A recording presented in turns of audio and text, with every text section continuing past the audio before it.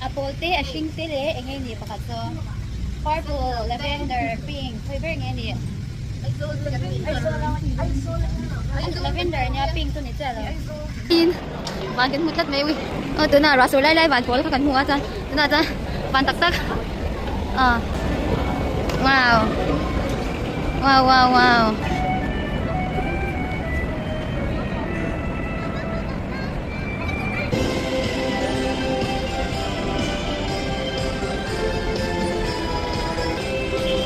Sana janin ayun doon na moy doon doon na janin ala yung raw. Moy lotus. Anal. Meow meow meow. Con cute về Jisoo thì kali. Baka thì tụi lại tụi Blackpink yung lại kan siya. Sto lom thấy mấy cái gì này. Mà sẽ rồi Jisoo lang không ai khác cái bang expose cho thế đâu mà. Rồi Jisoo là kan sa khát đấy nghe rồi guys. Sao biết thế nào rồi sút lết mấy. Thủ đâu đó. Hey Garden by the Bay le kang vel ho kang he. Bus stop chung an siam. Wow, pasta. Đi đơn đi phân nhà hả? Cái món gì vậy? Nhớ làm đâu guys. Wow, coffee. Ngồi chân cốt mày.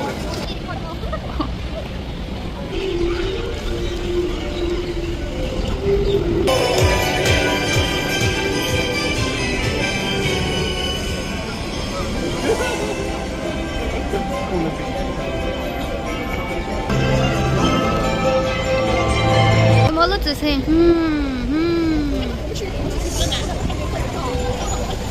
Hi.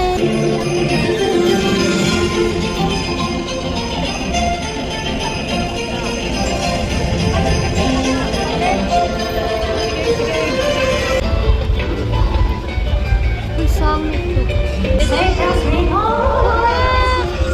Cơ cho bị thương.